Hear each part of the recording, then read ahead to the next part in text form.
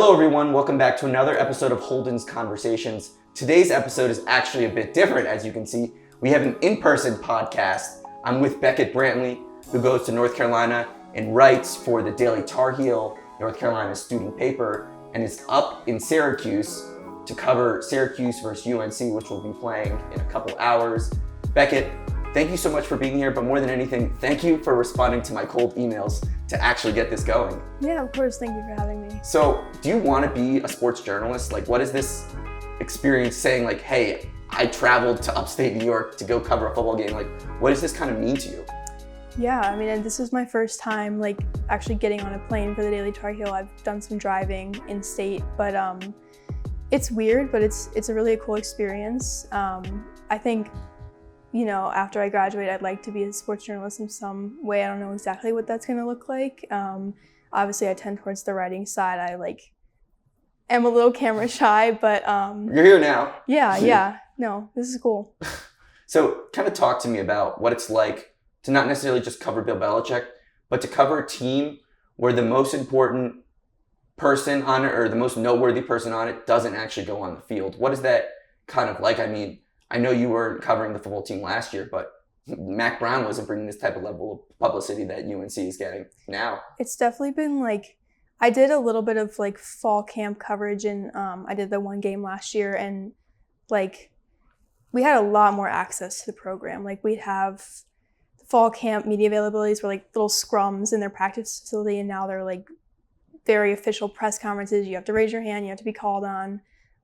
Last year we do a football preview paper. I actually brought one if you want to look at it. Okay. It's my bag. But we do a bunch of player features, and we get a lot from media availabilities, but we used to be able to get one-on-one, 15 minutes over Zoom or whatever just to back that up, and we weren't able to get that this year. It was definitely a lot more closed off. I think we've tried to not sensationalize, I guess, or feed into, we did a state of the program before, I think the Cal game maybe, about some of the drama. They had the suspension of one of the coaches, and just trying to, keep on top of that, but also we're not, as a student newspaper, we have a good relationship with the athletic department, but we're not breaking anything. There's other media outlets that are doing that stuff, so that's not really our role. So honestly, we've kind of stuck more with the football side, I'd say, just because that's what we have the capability to do. And also, as a student, a lot of the times it's just about getting reps. And Jim Boeheim was here for many years, and he started to cause some level of a spectacle. The older he got, it just that adds a different element that a lot of young journalists may not be even ready to deal with when you've got Pablo Torre breaking stories on Bill Belichick, and then you've got everything going on with his girlfriend, and then the CBS News interviews and all this stuff. It's not necessarily what you anticipate when you're a freshman on campus and you say, hey, I want to be a part of student media. It's definitely been intimidating, I guess. You feel a really small part of it. You go to the press conferences. Definitely, I covered the TCU game, and there was a lot of national media there. It's kind of died down a little bit, but he's obviously always there. His girlfriend's always there. And it's intimidating to raise your hand and try and ask Bill Belichick a question, especially as he's gotten a little bit more gruff with the losses, which who can blame him? But it's you don't want to be on the receiving end of his ire. Is there a part of it though that if you are on the receiving end of his ire, like you said, you're not alone, and it's not that you're not alone from this year, but from the years he was coaching the Patriots? Is there, you get got by Belichick and he tries to make you look like childish or whatever word you want to describe that's negative?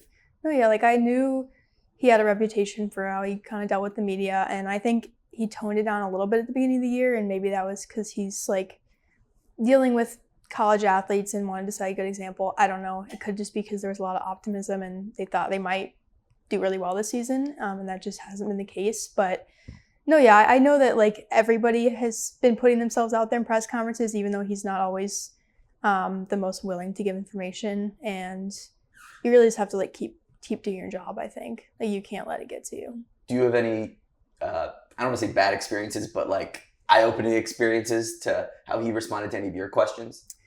Not me personally. I've only covered 2 games, honestly. I kind of like got a lot of the back end games by accident, but like I guess just sometimes you hear someone ask a question and you think, all right, that's something that's kind of a softball. That's something like he could, like I think someone asked about team chemistry and whether that's kind of increased because they have been playing better even though they're still losing.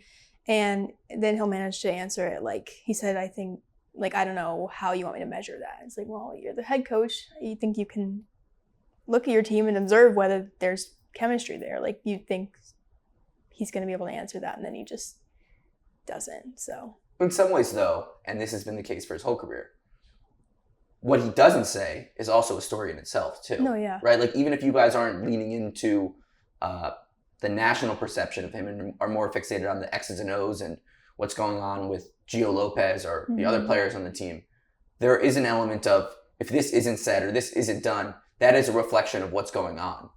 Yeah, absolutely. I think some other journalists have kind of narrowed it on that. And, well, this is kind of the opposite of what you're saying, but like we're joking for weeks about he keeps talking about the fundamentals. The fundamentals is like, all right, it's a little bit played out, but then like these past 2 weeks they've had a fumble at the goal line. It's like, all right, maybe they do need to be working on the fundamentals and like what's happening in practice that they're not getting the fundamentals. So kind of like, I guess, taking a different perspective and instead of like thinking of it as coach speak, being like, all right, maybe there is something wrong here and like we should be thinking about every single word that he says. What do like the experienced journalists around the program kind of say to you guys, if you guys have any relationship with them? Because they've seen it all. Like you guys, all students, you get a 4-year glimpse. Mm-hmm. But people like Stuart Mandel, who works for The Athletic, who I know was at a UNC game a couple weeks ago. He's been covering college football for years and has seen Nick Saban. He's seen Lane Kiffin. He's seen Steve Sarkisian. He's seen all these guys. It's not out of the ordinary for him to deal with a dramatic figure at that position. What have those people given you for advice? Yeah, a lot of the older journalists, I don't talk with them directly a lot, but I think they've also been maybe frustrated with kind of being a little bit iced out and not having as much access to cover the program and be able to do their jobs. Because, like, again, there has been a lot of attention from national media, and I think that the program has had to balance, like, you know, maintaining relationships with local media and also, like, letting in the national, because that's where the attention's coming from. Like you said, Pablo Torre and, like, ESPN, and, like, that's what's getting you national media attention, and I think they want that. At least in the beginning of the season, they wanted that, and so they wanted to let more of the national media in, and I'm not sure if they like struck the right balance there. How, as a student paper, are you guys trying to still get access and still find unique stories? Because it's not just about giving people what they need. A lot of, like we were talking about earlier, a lot of student media is about reps, and a lot of that is writing feature stories and getting scoops on things. And even if it's at a small level or it doesn't change the game, and you learn that the backup running back is going to be someone who's not usually or something like that. That is a fundamental part of journalism. Like, how are you guys finding your way in that when it's not as easy? Yeah, like I mentioned, like you said, we like rotate. Like, we're not building long-standing relationships as people. Like, as an outlet, we do. Yeah. We've covered sports for like decades, but some of these journalists who've been in the program or like been covering the program for a long time, they have, you know, people who text them. They have insiders. Yeah. So I think it's really not like our role to be breaking things just because we're not breaking it. Like, when that coach was suspended for like giving benefits to families, I think he was giving sideline passes or something.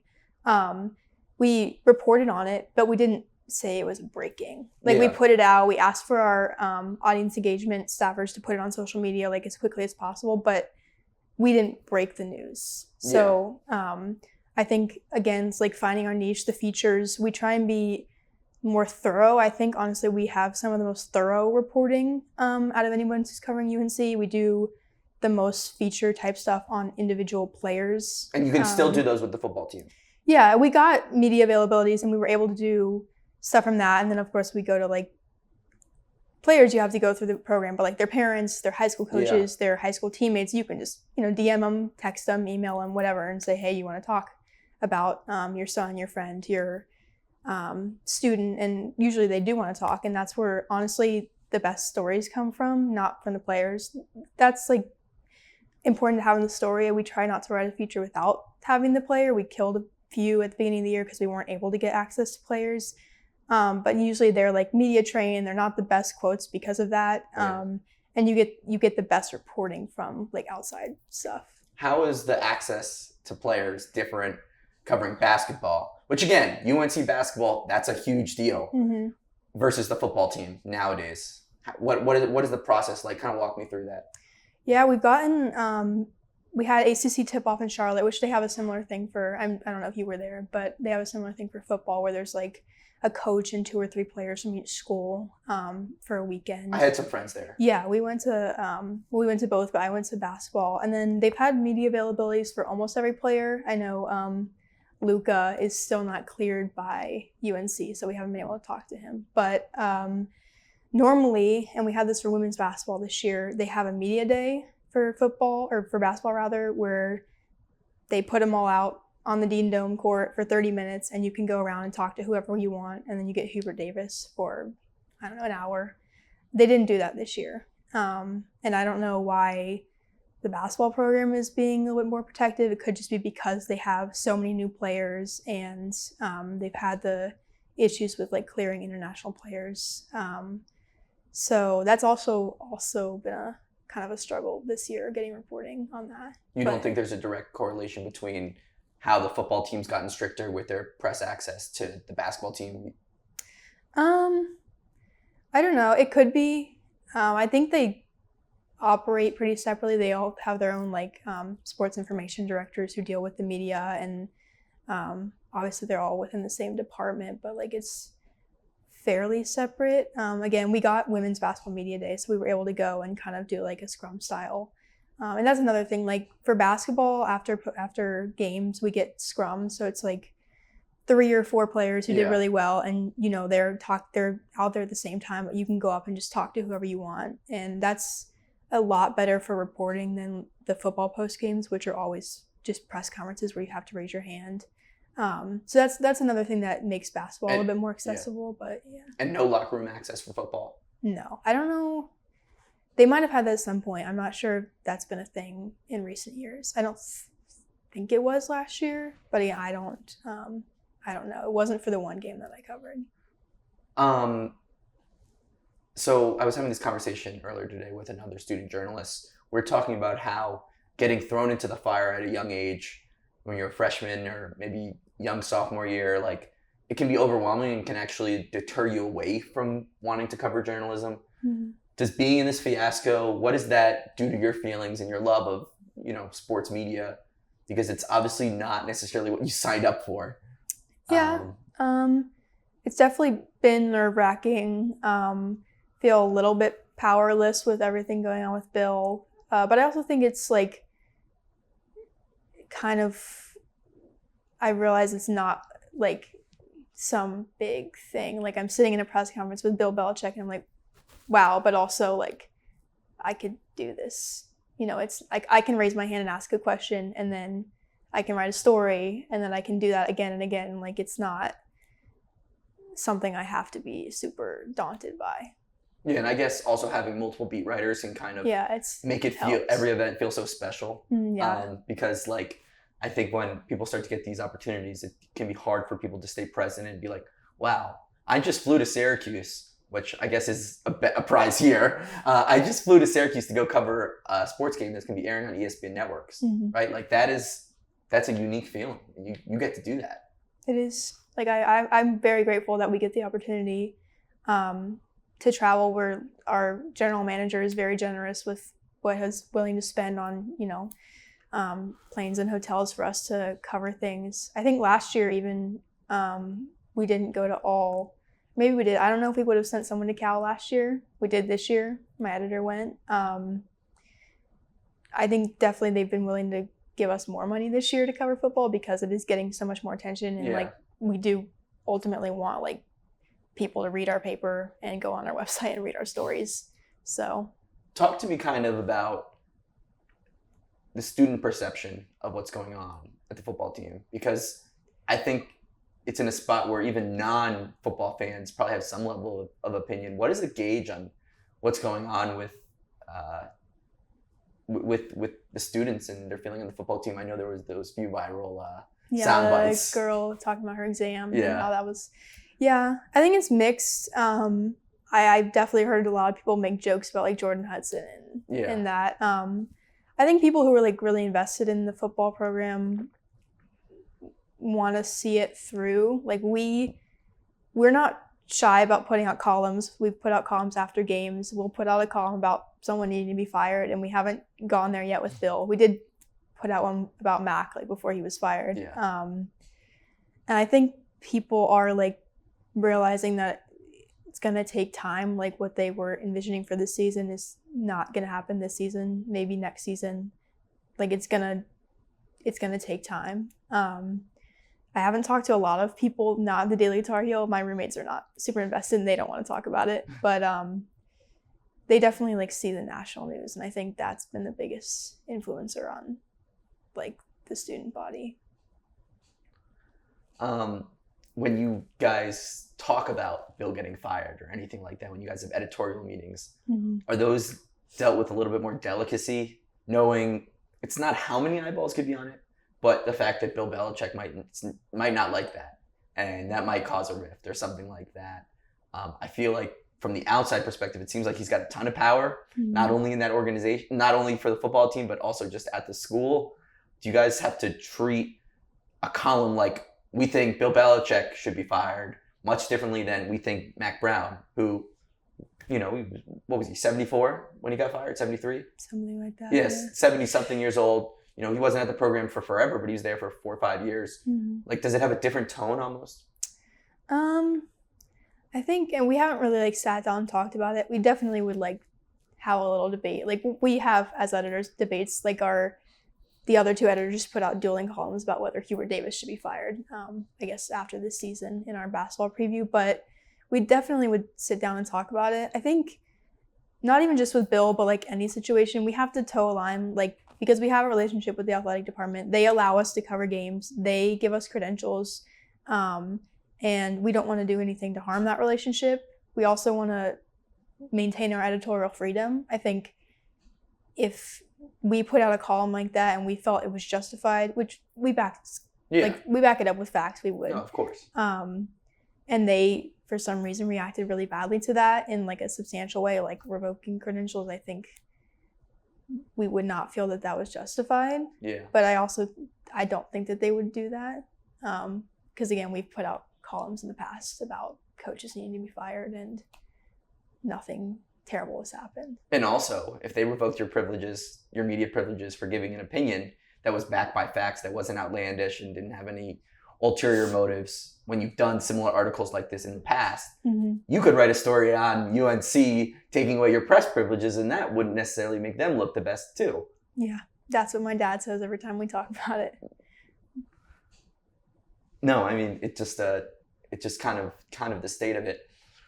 When you guys haven't really talked much about his girlfriend, is that a calculated decision, or is it just like not our information? Like, yeah, I think like there's just nothing worth reporting there. I know there's been some like expose stuff, the video that came out of like the coach behind the scenes. Yeah, I just think like we can't talk to her. Like we don't really want to speculate about anything, and like my opinion personally is like ultimately I don't think she's like a mastermind. I think they have a private relationship. She does manage his media. We did like FOIA some emails and stuff and just concluded that there was not enough there to be like a big story. When you say, what did you say with his emails? We request, no, I guess it's not technically FOIA, but like the university has a portal for requesting public information, and we asked for emails that she sent as his media representative, I guess, like to the athletic department. And we got a lot of those back and just didn't think there was anything substantial in them. Speaking of email access, I know in February the Daily Tar Heel got the most access they've ever gotten to talk to Bill Belichick in a one-on-one setting. You guys published an email Q&A where he gave all his responses via email. I know you weren't necessarily directly involved in that process, but talk to me about what you know about it. And honestly, I feel like it's pretty abnormal to get a Q&A over email. Like, talk to me about that. Yeah, I think that was my former editors did that, and I think their mindset was kind of like, we'll take what we can get because this is such a big story and we have to do something. Yeah. In general, our policy is that we don't take interviews over email. We'll make exceptions. And still, I think we think, maybe Bill wrote those answers. Maybe he didn't. We can't say for sure. But again, it was such a big story. Like, we were willing to make an exception because they felt they had to do something, I think. How do you guys keep that level-headedness? Because I know Syracuse, Adrian Autry, the head coach of the basketball team, he's done television sit-downs with students. He did it last week or 2 weeks ago, maybe a few weeks after when this publishes. But how do you guys stay level-headed with that, knowing like this is like pretty abnormal? Because like even on the professional level, a lot of coaches will do one-on-ones with teams, with media. Yeah. I don't know what the kind of setup for that was. I don't know who they talked to in the athletic department or what like my editor's reaction to that was. Again, I'm assuming they were pretty excited about it if they were willing to post an email Q&A, because we normally would not do that. Yeah. I mean, I think the like shine has come off Bill a little bit at this point, but then then it was a big deal, of course, that he was going to be the head coach. So talk to me kind of when the shine drops. Talk to me a little bit about that TCU game, because that first touchdown, everyone was going crazy. I was watching right here, texting my friends, being like, what if this team is actually good? And obviously, I don't know. The same thing in the press box. Okay, well, that makes me feel good. And then all of a sudden, it just dropped. I know that you wrote the column after the TCU game. I wrote about, what did I write about? The second half touchdown, right? I think that was my, Brian, the other assistant. I wrote about defense, I'm pretty sure. Oh, well. They've both, the other two sports editors have both written columns, I believe, about the TCU game?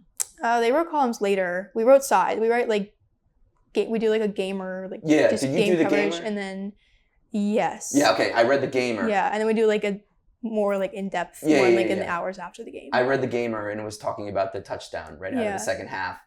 A lot of teams, you see their seasons defined by the first or second game just from a mental aspect. I'm a Giants fan, and so the Giants blew the lead to the Broncos 2 weeks ago, and I think our season's derailed. Now, obviously, that was game 7 of the year, but from your perspective, is this team as bad as the record shows, or was it just it went downhill from there and there was no recovering?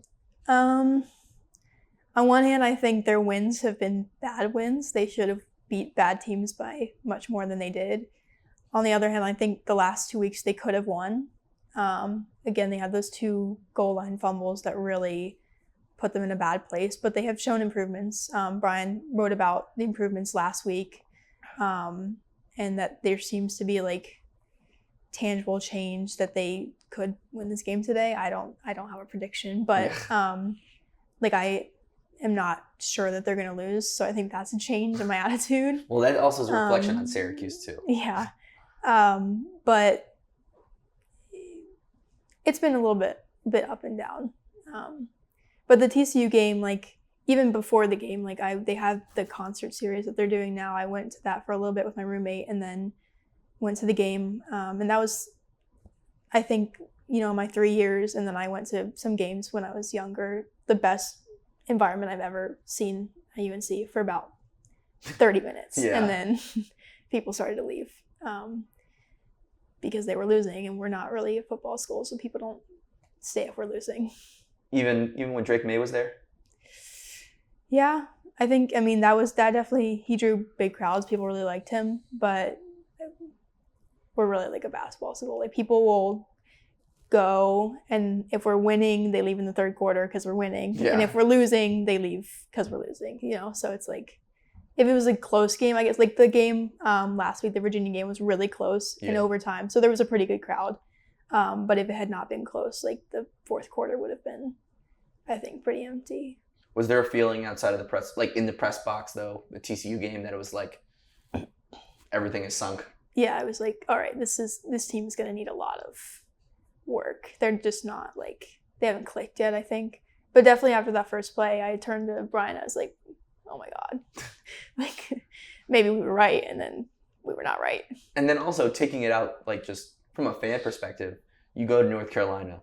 That must have been a surreal moment. Like, oh my God, Bill Belichick is here, and he might save the day right away. I mean, Tom Brady went to the Bucs, a team that hadn't made the playoffs in like a decade, and then all of a sudden they won the Super Bowl. And for that 1 second, it was like, what is about to happen here? And then it just all went downhill. But that's also the state of college football too. You can't rebuild a program like that. It's just not possible.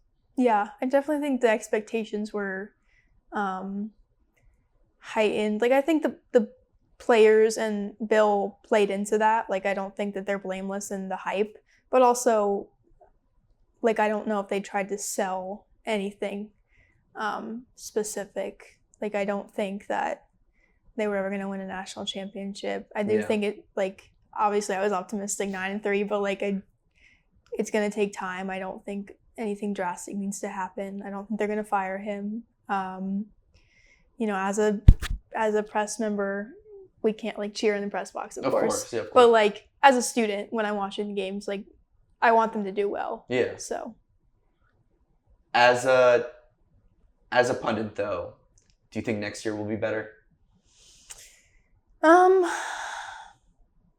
Maybe. I mean, they're in the same quarterback situation next year, so if there's development there. I know they're still recruiting well. They've lost a few recruits, but they've also flipped a few, and they're continuing to bring in like first-year recruits. So I think honestly it depends on the talent. I think there's like they really didn't get a lot of time together. Gio Lopez joined in the spring, and then they really just had like spring ball and then fall camp to try and gel. Obviously they're going to lose some people and gain some people in the offseason. There's going to be another round of having to build team chemistry, but I do think that there's more of a basis for next season. It must have been weird to see all those pundits on ESPN and all the other networks say like, this is Bill Belichick is destined to make the college football playoff. A lot of NFL people who know him from his NFL times, I don't want to say make outlandish statements, but make statements that necessarily don't align with where the program is as a whole. Because it's not just about the coach, especially in his first year. Yeah, felt too close to home with all the attention, but I don't know. I was optimistic too. I don't think I ever thought they were going to make a national championship, but it did feel like UNC football was going to be in one of the better places it's ever been, at least as far as national attention. And then it was like, all right, this is really embarrassing, just because I don't want to I like listening to podcasts. I don't want to listen to the football podcasts I like to listen to because I know what they're going to be talking about, and I don't want to hear it. Is it a little bit easier though to turn the page, just as a student, that the basketball team is basketball team? That must be very helpful. So that's we just finished our basketball preview paper, and that's a lot of work. But yeah, I'm covering a lot of football and also a lot of basketball over the next 2 months, so that'll be interesting, kind of up and down. But trying not to replicate that enthusiasm and then die, but I do think that they're going to be good. It's a different tone though. Yeah, they've definitely looked really good in preseason games. They looked good against BYU. They have a lot of talent and height, which is something they did not have last year. So just a few more questions. Mm-hmm. What has been the biggest difference for you, for what you expected going into the season as a journalist versus what's actually happened? That's a good question. I mean, I honestly just the on field, I thought they were going to be in a better place, at least competing for a bowl game. I did think they were going to make a bowl game at least, and that's definitely in question since they've won you think? 2 games. So yeah, honestly, the biggest thing is the off-field stuff. I didn't really, it was kind of uncharted territory, but like I've seen good and okay UNC football. So that was the biggest change, I guess. So from a work perspective, it hasn't really varied or been different than what you anticipated? Honestly, I didn't know what to expect. I guess we didn't think we'd be struggling to find things to write about because there's only so many times you can write the same thing about the offense. Yeah. Only so many columns you can write. So, yeah, I guess that's where we are. And then this is my last question, and I ask this to every guest, and this will be the first segment that will be sponsored when I get a sponsor one day. What is a piece of advice you would give yourself when you found out that you were going to be on the football beat this year that you know now? I guess be more aggressive in press conferences. Like, you don't have to be afraid of Bill Belichick. Like, you have a right to be there and to be asking these questions. Like, that's why they do these media availabilities. And like, you have credentials, which means that you're basically on equal footing as everybody else sitting there next to you. So just don't sit there and let other people walk on all over you. Not that they have, but like raise your hand and ask a question, basically. Well, it can definitely be an intimidating place to be. Yeah. College press room for a college student is always intimidating, and then you add someone who's won 6 Super Bowls and is known for being iconically and notoriously stoic can just add another wrench into things as we're all learning. Mm-hmm. Do you have anything else you want to add? No, I think we covered it all. You want to drop your socials or the Daily Tar Heels? I think it's just the Daily Tar Heel. If you look up the Daily Tar Heel on Instagram, I think it'll come up. I don't know them all, but if you look up DTH Sports, we have our own Twitter. We live tweet all the games, so that too. Make sure to check out Beckett's columns for the rest of the year on North Carolina football and basketball too, as you're saying. Mm-hmm. Thank you guys for watching another episode of Holden's Conversations. I hope you guys liked an in-person episode. We're going to do more of these in the coming times. Make sure to like, subscribe, and turn on post notifications so you don't miss the latest of Holden's Conversations. Until next time.